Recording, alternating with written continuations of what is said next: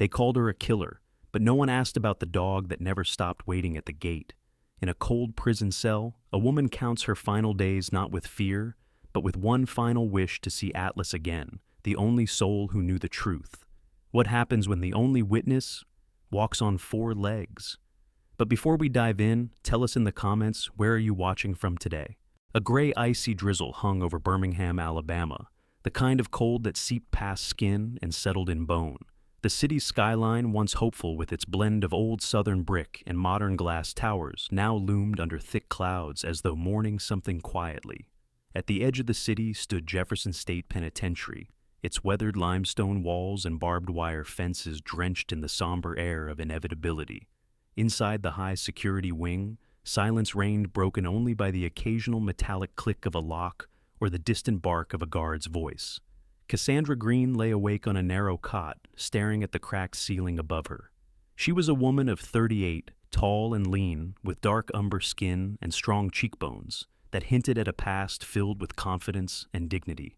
Her hair, once a proud crown of coiled curls, was now tied back, simply streaked with gray from stress and years of confinement. Her eyes were deep and quiet, the kind that had once been filled with compassion but were now dulled by years of injustice. Before her imprisonment, Cassandra had been a registered nurse at a community hospital, widely respected for her warmth and firm resolve. She had the kind of smile that made frightened patients feel safe, and a voice that carried calm into chaotic trauma rooms. But the Cassandra of today was quieter, guarded. The betrayal that led to her arrest had carved out something essential in her, something bright. It was 5 years ago when the body of Dr. Mitchell Harrow, her former supervisor and an alleged harasser, was found in his office stabbed. Cassandra had found him. She had screamed, called for help, and then within hours been accused. They said she had motive, history, and opportunity. No one believed her. Now, 5 years later, her appeals were exhausted. The clock ticked toward her scheduled execution. But there was one thing left. "I want to see Atlas," she said softly, almost to herself. The guard standing outside her door, a stocky man named Ramos, with gray at his temples and a tired, disinterested gaze, shifted uncomfortably. "You've said that before," he mumbled. "I'll keep saying it," she replied, her voice steady. "He's all I have left." Atlas, her German shepherd. Cassandra had adopted him from a local shelter 6 years ago, a malnourished 1-year-old rescue with a notched ear and eyes too old for his age. Atlas had been more than a pet. He had been her companion, her protector. Her reason to keep going after Dr. Harrow's advances had grown violent, and after HR ignored her complaints. She had trained him herself. He could fetch medical supplies, buy sense changes in blood sugar, and even nudge patients during panic attacks.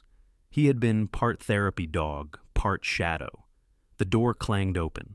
In stepped Warden Karen Mitchell, a woman in her early 50s, trim and no-nonsense, with short silver hair and a narrow face that rarely betrayed emotion. She had a stiff posture and a sharp gaze, but those who knew her long enough understood there was a conscience beneath the procedure. "Green," she said, glancing down at the clipboard in her hand, "you've repeated your final request." "Yes, ma'am. I want to see Atlas." The warden didn't respond immediately. Instead, she glanced at Ramos, then back at Cassandra. "Animals are not permitted in the secure wing, especially not for execution protocols." "I understand. But he's not just any animal. He's family." Mitchell hesitated. Her eyes narrowed slightly, as though weighing more than just the rules. "Where is the dog now?" Cassandra sat up straighter on her cot. "With my sister, Tina Green. She's still in the city." The warden nodded slowly, then tucked the clipboard beneath her arm. "I'll make inquiries. No promises." Cassandra didn't speak further. Hope was too dangerous a drug in a place like this.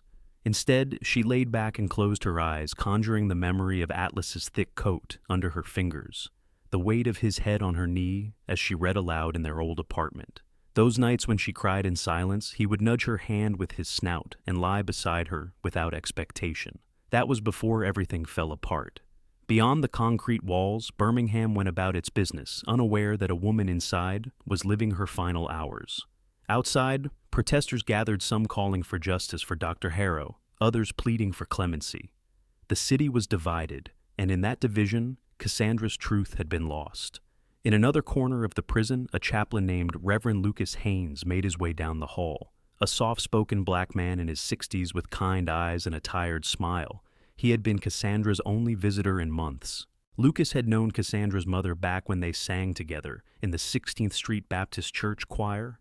He had watched Cassandra grow from a shy teenager into a proud healthcare worker. He stepped into her cell quietly and pulled a folding chair next to her cot. "Cass," he said gently, "they told me you asked for Atlas. I just want one thing to feel real again, Reverend." Lucas nodded. "Sometimes that's all it takes. One true thing." They sat together in silence, the kind that carried weight rather than awkwardness. Outside, the clouds swelled heavier and rain began to fall harder against the narrow window slit high in the wall. The sound was steady like a heartbeat. In a quiet house on the edge of Birmingham, Tina Green stirred from the couch, awakened by her dog's sudden movement. Atlas, now nearly 7 years old, lifted his head ears, perked his black and tan coat, still thick, though a few grays now flecked his muzzle. He walked to the window tail low, but alert, as if sensing something shifting. Tina, Cassandra's younger sister by 5 years, was a nurse as well, short, strong built, with close-cropped curls and eyes that rarely cried. After Cassandra's arrest, Tina had fought for her innocence, but her voice had been drowned in legal jargon and silence. Still, she had never given up hope. When the phone rang displaying a blocked number, Tina's breath caught in her throat. She answered. "This is Warden Mitchell at Jefferson State. I'm calling regarding inmate Cassandra Green's final request." Tina gripped the phone tighter. "Yes, she's asked to see her dog, Atlas. I'm not authorized to approve that outright, but I've petitioned the Department of Corrections. If we get conditional clearance, you may be asked to bring him within a 90-minute window." Tina looked down at Atlas, who now stood at her side, eyes never leaving her face. "We'll be ready," she said. "We'll wait for your word." And so, the rain fell over Birmingham, washing the city in cold silence as a woman on death row whispered one last wish and a dog waited without knowing that he might once again be called to bear witness to truth. Tina Green sat motionless in the driver's seat of her old navy blue sedan windshield wipers, sweeping away the rain that continued to pour over Birmingham like the sky itself was grieving. The call from Warden Mitchell still echoed in her ears, vibrating through her chest like a distant drum. Cassandra was being granted one last request to see Atlas. The window of opportunity was tight, 90 minutes. She reached over and scratched behind Atlas's ear. The dog sat upright in the passenger seat, eyes focused on the road ahead, as if he understood the weight of the journey they were about to take. Atlas, nearly 7, now bore a quiet dignity that came with age. His coat remained thick black, with tan markings on his legs and around his eyes. There was a wisdom in his gaze that had startled strangers and comforted loved ones. He didn't wag his tail much anymore, didn't bark unless it mattered, and in all the years Tina had watched over him, she had only seen him lose his composure once.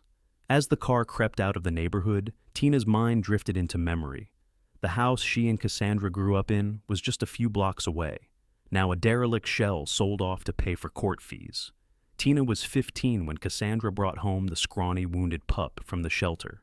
He had been found behind a pharmacy dumpster with a broken paw and a notched ear. Most people would have passed on him, but not Cassandra. She had looked him in the eyes and said, "You've been forgotten too long, haven't you?" Tina had loved that about her sister, how she saw the hurt no one else wanted to see. The rain made the city look older than it was. Buildings sagged under its weight. At a red light, Tina glanced at Atlas. He was staring ahead, completely still. And in that stillness, she remembered the one time he had acted completely out of character.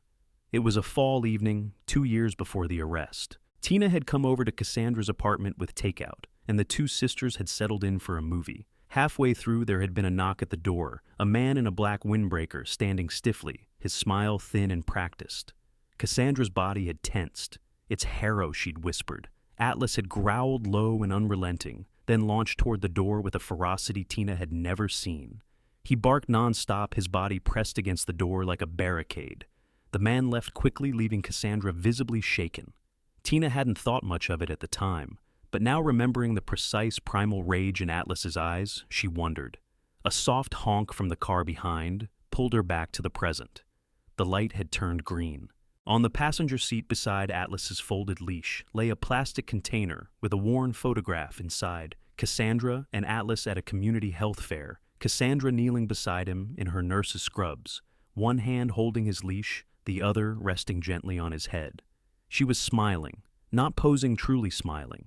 It was one of the few pictures Tina had managed to save from the apartment before the authorities had sealed it off. Tina reached Jefferson State Penitentiary in under an hour. The prison loomed ahead like a sleeping beast, all gray steel and stained concrete. She parked in the visitor's lot, clutching Atlas's leash and the photo. As she stepped out, the rain softened to a drizzle, as if the storm were exhaling. Inside the reception area, a female guard approached. She was stocky, pale-skinned, with strawberry blonde hair pulled into a tight bun. Her badge read, Officer Leary. Her tone was professional, but not unkind. "You're Tina Green?" "Yes." "This is Atlas." The officer bent down slightly, inspecting the German shepherd with a mixture of caution and respect. "He's calm. He always is, unless he senses something wrong."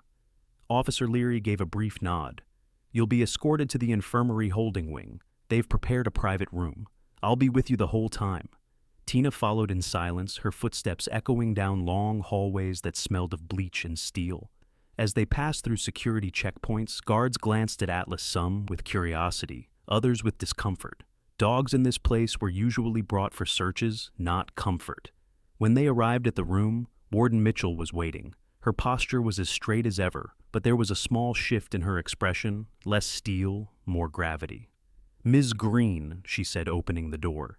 "We've cleared 30 minutes. No contact beyond the dog. Cassandra will be brought in shortly." "Thank you," Tina whispered. The room was bare except for a table, 2 plastic chairs, and a rubber mat laid down for Atlas. Tina knelt beside him, her fingers brushing the coarse fur at his neck. Minutes later, the door opened again. Cassandra walked in, escorted by 2 guards. She was thinner than Tina remembered, but her posture was upright, her face solemn. When her eyes landed on Atlas, something in her broke. A sound escaped her halfway between a sob and a laugh. "Atlas." The German shepherd stood, ears alert, tail trembling, and padded across the room. He sat before Cassandra, looking up at her like no time had passed. She knelt, ignoring the cold floor, and touched her forehead to his. "You remember me, don't you?" she whispered. "Good boy. My best boy." No one spoke. Even the guards seemed frozen, transfixed by the reunion. Cassandra ran her hands over his head, his back pausing at the notched ear. Tina watched in silence, tears burning behind her eyes. Atlas licked Cassandra's fingers, once, then turned his head and stared at the warden. Cassandra followed his gaze. "You're still watching, aren't you?" she said softly. Not to Mitchell, but to someone unseen. "You always knew." The silence returned. Then quietly, Cassandra pulled the photograph from Tina's hand and placed it beside Atlas. "This is who we were," she murmured. "Don't let them erase that." The guards gave a warning glance. Time was almost up. Cassandra kissed the top of Atlas's head. "It's okay now. You did your part. You told the truth, even when no one could hear it." As she rose, she didn't look back. Atlas did. Outside, as Tina led him back into the rain, he paused once more at the gate, ears perked, standing tall against the gray sky, his body facing the prison long after they had passed the threshold. Elijah Moore stood in the dim glow of his cluttered office, a single lamp flickering above the stained desk. Outside, the last of the rain drizzled down the narrow windows, painting shadows across the parquet floor of the second-floor suite he rented above a pawn shop in downtown Birmingham. The hum of city life below barely reached the quiet here, just the ticking of an old wall clock and the occasional creak of the wood above his head when someone moved in the apartment upstairs. Elijah was in his early 40s, a tall, wiry man with deep-set eyes that had seen too much and spoke too little. His skin was the color of burnt coffee, with a scar that cut diagonally across his jaw, earned in his former life as an investigative journalist before a botched corruption exposé cost him his job and nearly his sanity. Since then, he'd worked cases others deemed impossible or unwanted, picking up whispers where the city shouted too loud to listen. That night, an anonymous email had landed in his inbox with a subject line that simply read, "Before they forget her." There was a link, no message, no context. Normally, he would have trashed it, but something in the phrasing tugged at his instincts. He clicked. A grainy black and white security camera recording began to play. The timestamp read 2018. The footage showed an elevator, its dull interior, blinking with floor numbers. In the bottom corner stood a woman tall and composed Cassandra Green. He recognized her from the news footage, the articles, the court sketches. She was holding the leash of a large German Shepherd Atlas. Then, the elevator doors opened. A man entered broad-shouldered, dressed in dark slacks and a hospital lab coat. His face was partially turned from the camera, but Elijah could make out a trimmed beard, square jaw, and tense posture. Without hesitation, he reached for the leash. Cassandra resisted. There was no audio, but the struggle was evident. Atlas began to bark and pull back, but the man yanked him forcefully away. The doors closed, and Cassandra stood alone. Elijah leaned back slowly in his chair, eyes fixed on the frozen frame. The narrative had always claimed Cassandra was alone when she found Harrow, that no one else had been present, but this footage told a different story. Someone else had been with her, someone who had taken Atlas, someone the court never mentioned. He downloaded the video, transferred it to a hard drive, and pulled out a yellow legal pad. In blocky handwriting, he scribbled, "Man in elevator." Who then, underneath dog, witness, or victim? The next morning, Elijah paid a visit to the Jefferson County Archives, a squat building with crumbling plaster walls and a receptionist who barely looked up as he passed. In the back room, rows of boxes labeled with year and category lined the shelves like tombstones of forgotten truths. He was met by Diana Tran, an assistant records clerk in her late 20s. Petite and quick-witted Diana wore oversized sweaters and glasses too big for her narrow face. She was known for her photographic memory and her habit of humming indie rock while working. "Elijah Moore," she said, pulling down a dusty folder. "Didn't expect to see you again after the Derrickson case." "Wasn't expecting to be back either," he muttered. "I'm looking for surveillance archives, hospital elevators year 2018, specifically involving Cassandra Green." Diana flipped through a catalog. "That's a restricted access case, but I'll look the other way if you bring me coffee next time." He smirked. "Deal." Together they sifted through the digital logs. Most footage had been scrubbed, corrupted, or misplaced, typical when a case had attracted public attention, and the justice system rushed to wrap it up. But one record remained an internal report noting an unnamed hospital staffer seen escorting a canine subject off hospital grounds the same day Harrow was found. Escort Elijah raised an eyebrow. So he wasn't just pulling the dog away. He got it out of the building.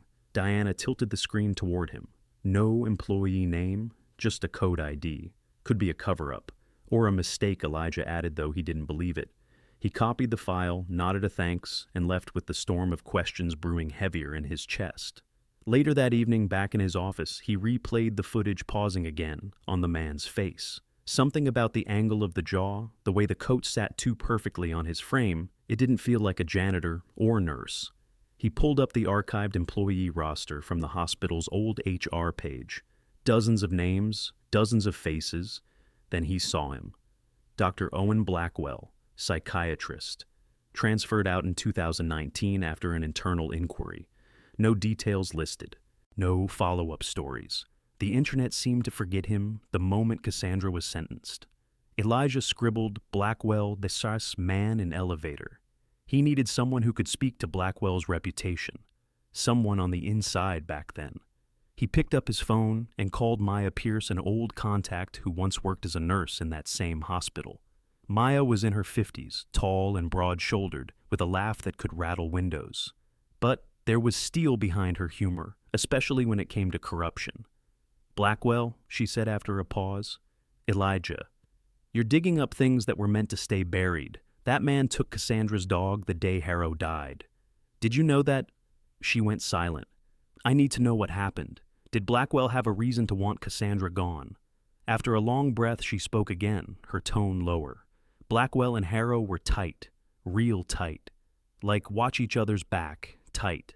Harrow covered for Blackwell once after a patient accused him of prescribing meds under false names. HR buried it. Cassandra filed complaints about both of them, but the focus was always on Harrow because Harrow was the one who ended up dead." Elijah closed his eyes. The pieces weren't fitting yet, but something was pushing against the seams of the official story. He opened his drawer and retrieved a photo of Cassandra and Atlas. Then he wrote one word on the back witness. In the low hum of Jefferson Penitentiary's infirmary wing, Warden Lillian Mitchell sat alone in her modest office, staring blankly at the muted television mounted on the wall. The fluorescent lights above her flickered slightly, casting a sterile sheen over the stacks of paper on her desk. Rain tapped against the window again. It had barely ceased these past few days, and Mitchell had always believed that weather had a habit of mirroring guilt. She reached for her mug, black coffee cold by now, and sipped absent-mindedly as the late-night news shifted to a local segment. A silver-haired news anchor spoke animatedly about the mayor's latest endorsements. Behind him, a montage of images began playing donors, public figures, high-ranking officers. That's when it happened. Atlas, who lay quietly beside her desk on a folded blanket, suddenly rose to his feet. His hackles lifted, ears up, his deep amber eyes fixed on the television with unnerving intensity. Then came the low growl, one that seemed to vibrate through the very floor. Mitchell turned sharply. The anchor's segment had shifted to a silent image of Walton Green, clean-cut early 50s, a square-jawed man in a dark gray suit. A former police commissioner, now a political consultant, Green had always struck Mitchell as too smooth, too practiced. Atlas's growl grew louder. Then, with a sharp bark, he lunged at the television leash still tied to the desk, leg yanked taut. The screen wobbled, the news anchor flickered, and then the image changed. Mitchell stared at the dog. Atlas now sat still again, breathing heavily, tail-stiff gaze burning with something beyond instinct recognition. Mitchell had seen thousands of inmates. She had led executions and processed the pleas of the condemned. But this reaction from a dog felt personal. She bent down cautiously. "Who is he to you, Atlas?" she whispered, reaching out a hand. He didn't flinch, but his gaze remained on the now blank television. Outside the door, she found Officer Leary, the strawberry blonde guard from the previous visit. Leary was brisk practical, but had always shown a quiet fondness for animals. Leary Mitchell said, "Get me the footage from the infirmary wing, starting from 15 minutes ago." "Yes, ma'am." Mitchell returned to her desk and opened the manila folder marked C. Green Final Request. On the last page was the approved visitor log. She pulled a sticky note and scribbled, "Green, Walton, investigate link." That evening, as the guards returned Atlas to the visitor's kennel for overnight observation, Mitchell walked alongside him. Atlas didn't bark again, but he kept turning his head back toward the hallway, as if listening for a sound only he could recognize. The next day, Tina Green visited again, bringing Atlas a small blanket and the stuffed rabbit toy he'd carried since puppyhood. Mitchell met her in the staff lounge. Tina, in her mid-30s, now had aged faster than time should allow. Her once tightly curled hair was cut short and practical, and the worry lines around her eyes etched every year of Cassandra's trial and sentence into her face. "Something happened last night," Mitchell said, pouring them both tea. "Your dog, he reacted to someone?" "Reacted," Tina echoed, frowning. "A photo. On television. Walton Green." Tina blinked. "The commissioner, former commissioner. Now doing PR work, I believe." Atlas went straight for the screen. It wasn't aggression, it was recognition. Tina sat back, slowly recalling the day Atlas had barked at the man at Cassandra's apartment. "There was someone once," she said carefully. "I didn't see his face clearly, but Atlas, he never reacted like that to anyone else." Mitchell leaned forward. "I've seen liars, I've seen con artists cry on cue, but I've also seen animals recognize people who've hurt them. That dog knows something." Cassandra's never mentioned Walton Green, or maybe she was afraid to. They sat in silence, the weight of unspoken possibilities growing between them. Meanwhile, in a quiet home nestled near Red Mountain Park, Walton Green enjoyed his morning ritual: coffee brewed from imported beans, pressed suits laid out by his assistant, and 3 newspapers folded precisely. His dog, a pristine white Labrador named Belle, padded softly across the tile floor and lay at his feet. Green's housekeeper Miriam arrived promptly at 8:00 a.m. She was a woman in her 60s with silver streaks in her dark braided hair and a limp from an old car accident. She had worked for Green since his commissioner days, loyal but not blind. That morning, as she brought his mail to the kitchen counter, she caught a glimpse of the television. "Looks like the Cassandra Green case is back in the news," she said casually. The sister brought in the dog again. "You remember her?" Green didn't flinch. He stirred his coffee. "I try not to think about that mess," he replied. "Justice was served." Miriam raised an eyebrow, but said nothing. Later that night, after the staff had gone, Green sat alone in his study. He opened his safe, withdrawing a thin leather folder. Inside were notes, receipts, and a worn photo, one of him shaking hands with Dr. Owen Blackwell. His expression in the photo was stiff-forced. Green tapped the folder twice, then placed it back inside. He turned off the light and walked away. Back at the prison, Warden Mitchell requested to speak with Reverend Haynes, the elderly chaplain who had known Cassandra since her first day at Jefferson. Haynes was in his late 70s with salt and pepper hair and a kindness that radiated even in the darkest places. When Mitchell told him what had happened with Atlas, he simply nodded. "I always said that dog had more soul than some of the men I've baptized." "You think there's something there?" I think Haynes said quietly that Cassandra may have trusted the wrong people, and Atlas didn't. Mitchell folded her arms. "You believe she's innocent? I believe she was silenced before she could finish her story." That night, as Mitchell sat alone reviewing the infirmary footage, she paused on the frame. Atlas' mid-lunge eyes locked on the screen. She zoomed in slowly on the reflection, caught in the stainless steel panel of the TV frame. It was faint, blurry, but unmistakable. Atlas wasn't just barking at the man's image. He was watching him speak. And something in that voice, even through glass and static, had pierced through time and distance. Atlas hadn't forgotten, and neither would she. The morning air in Birmingham carried the weight of storm-drenched leaves and concrete. Elijah Moore stood at the foot of the courthouse steps, collar turned up against the wind, a folder gripped in his hand, as if it contained a live wire. The city loomed gray behind him, the courthouse cold in its neoclassical grandeur. He wasn't alone. Beside him stood Jordan Scott, a public defender known for her quiet tenacity and the fire she reserved for the courtroom. In her late 30s, Jordan was tall and lean, with warm umber skin, tight curls pulled into a low bun, and eyes that revealed little but absorbed everything. Her navy suit was slightly rumpled at the cuffs, her heels scuffed, but she radiated a calm force that made Elijah instinctively trust her. She adjusted her glasses as she scanned the video footage Elijah had brought, the same elevator clip, now paired with stills of Atlas lunging at the screen when Walton Green's face appeared. Elijah had annotated the reaction time frame, overlaid the sound analysis, and inserted Maya Pierce's testimony about Blackwell and Harrow. The final page bore a simple title, "Motion for Emergency Stay of Execution." This, Jordan said, after a long pause, is not airtight, but it's compelling. Emotional response from a dog is rarely admissible, but paired with withheld video evidence, we have a thread. "We don't need a verdict," Elijah replied. "Just time." They walked into the courthouse side by side, the metal detector, humming as it swallowed them whole. At the clerk's window, Jordan slid the papers through the glass with a steady hand. "Filed under Cassandra Green," she said, "requesting a 48-hour stay for new evidence review." The clerk, a tired-looking man in his 60s with nicotine-stained fingers and a missing tie, glanced at the first page. "You'll want Judge Melton." "Is he on the docket today?" Jordan asked. The clerk nodded. "Courtroom 3. You've got 15 minutes. Elijah's heart raced. Jordan simply turned. "Let's go."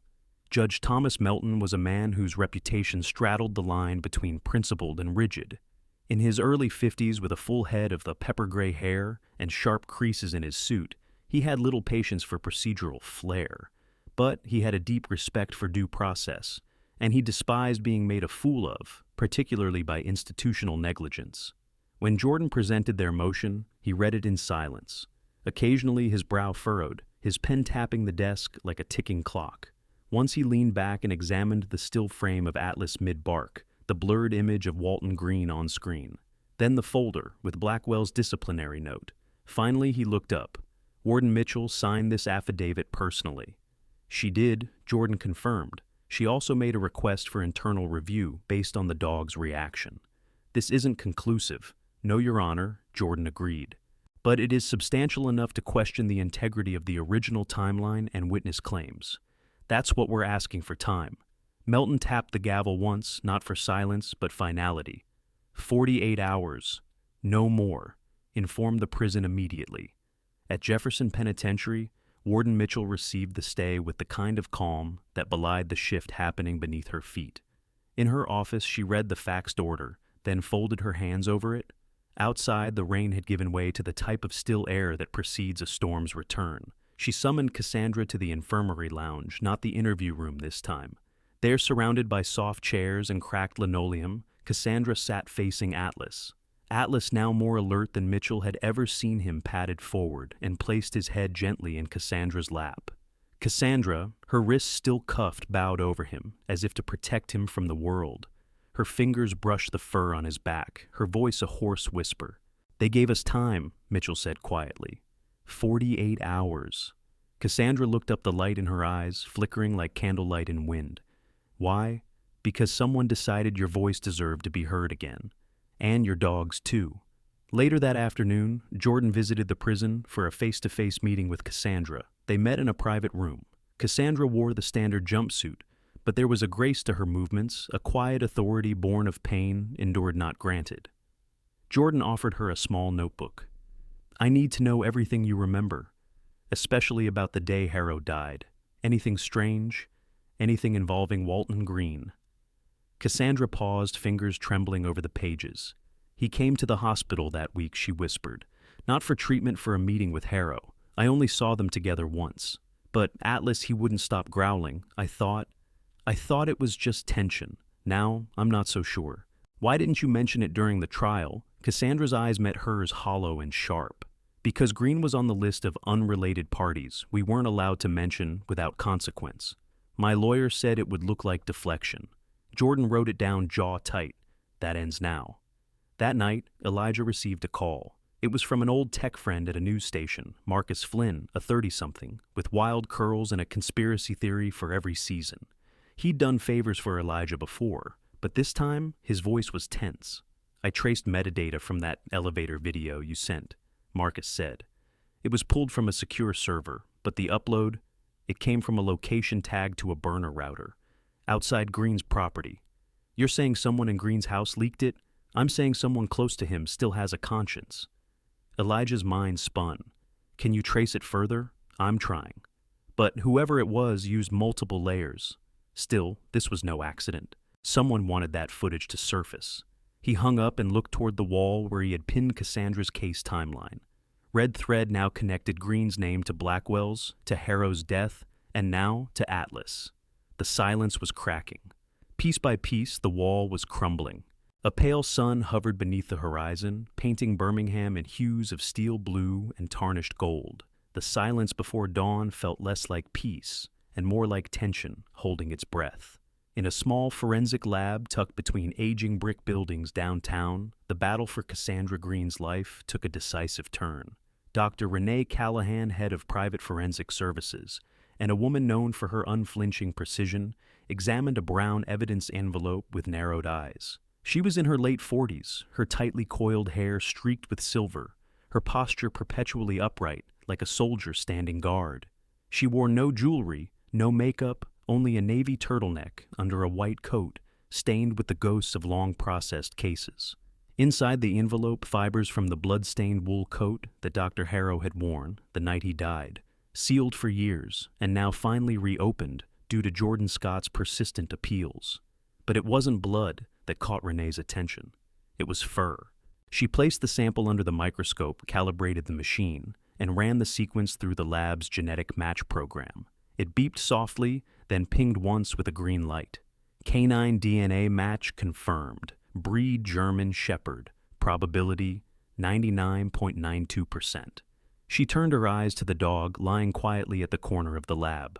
Atlas, nearly 8 years old, bore his years not in diminished strength, but in a growing stillness, a kind of alert wisdom carved into his golden black coat. His gaze followed her as she stood printing the results.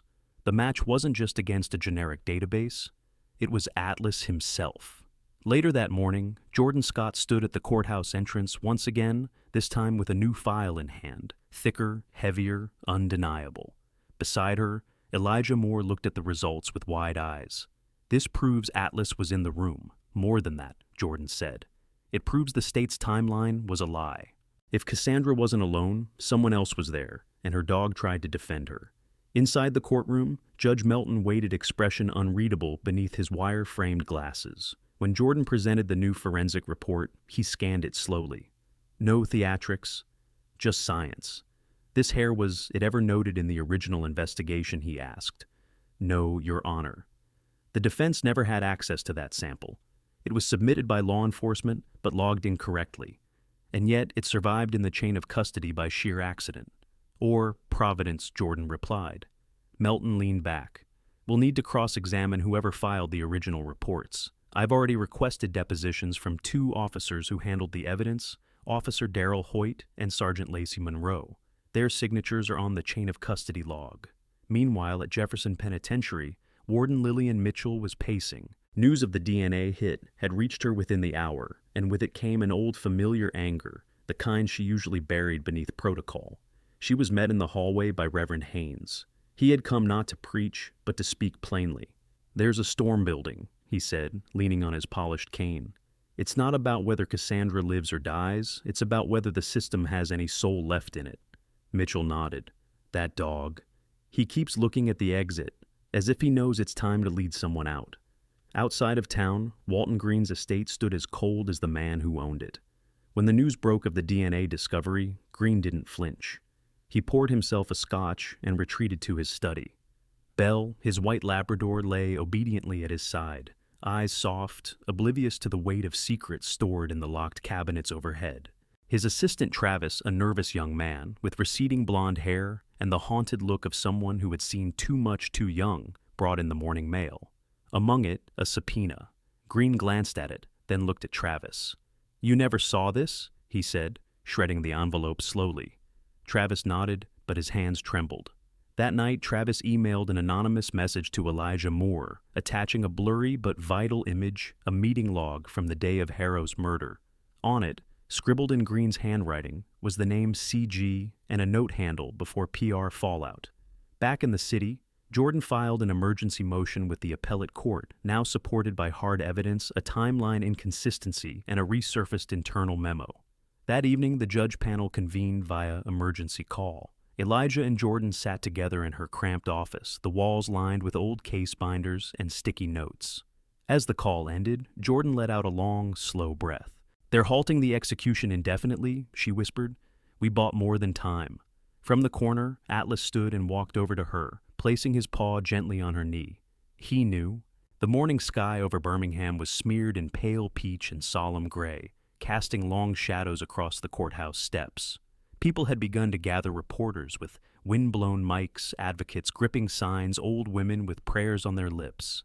A hush hung in the air, the kind that exists only before truth breaks free. Inside the courtroom, the atmosphere was electric. Rows filled quickly. The media sat close to the aisle, their lenses aimed steadily at the defense table, where Jordan Scott sat beside Cassandra Green.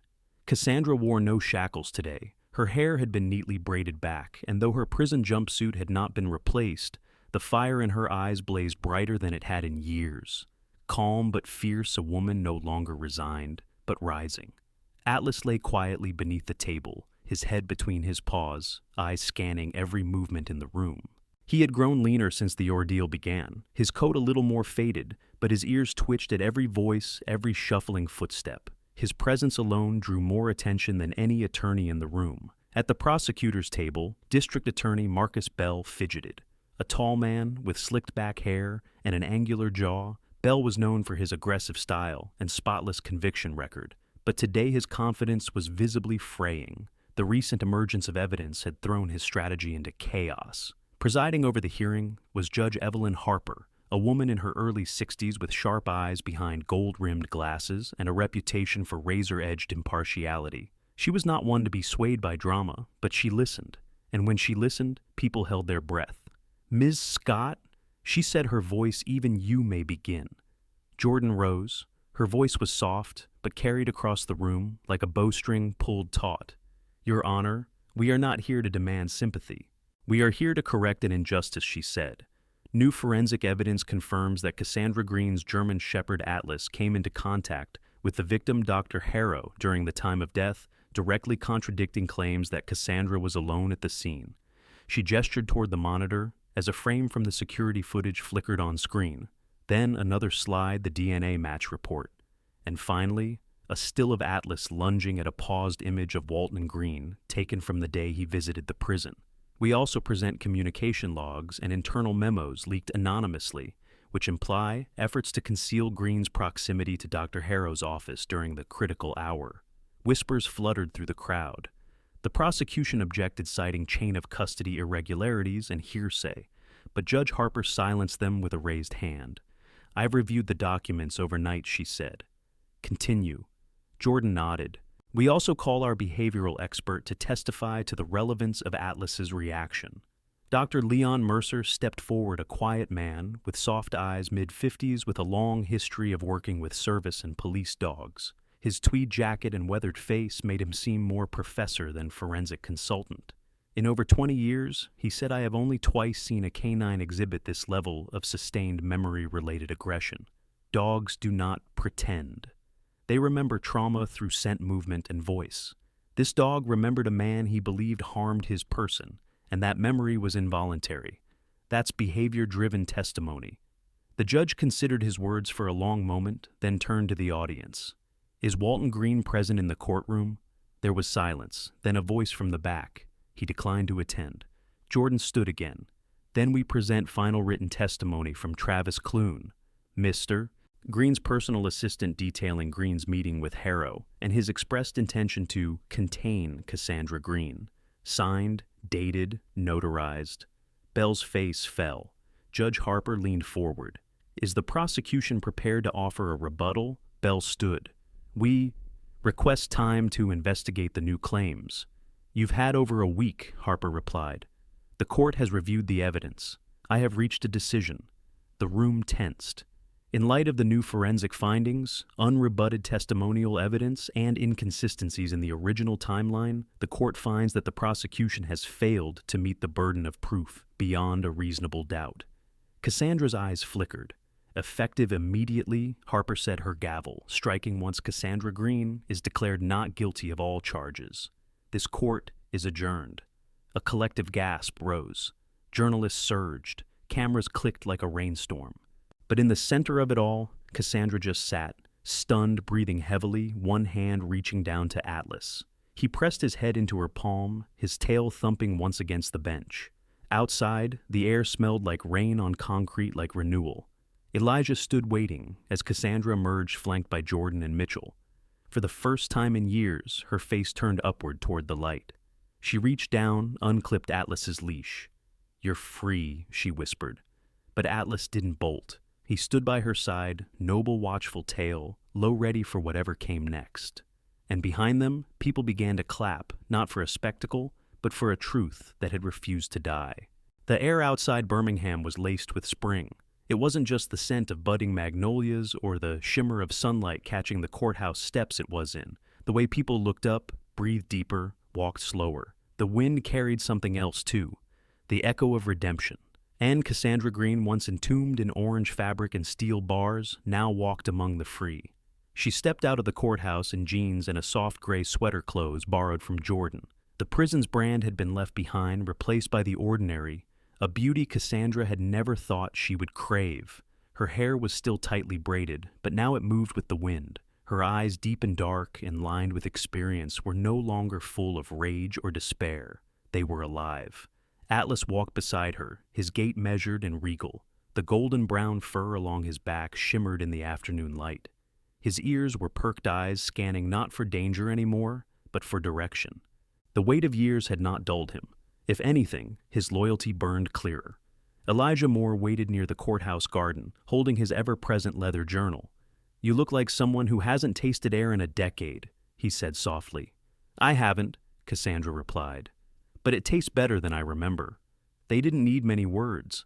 1 month later, the grounds of an old textile warehouse on the east side of Birmingham buzzed with new life. The paint was still fresh. The sign above the entrance read, "Silent Witness K9 Center," in bold serif font. Beneath it, a tagline, "Where loyalty speaks the truth." Inside, dogs barked joyfully behind chain-link gates. Dozens of kennels had been refurbished, toys scattered across artificial turf, sun filtering through wide glass panes. Training equipment stood in neat lines. But more than that, there was purpose in every brick. Cassandra stood in the main hall, clipboard in hand. She had filled out a bit, no longer gaunt, but strong. The weight she carried now was different, not shame, but stewardship.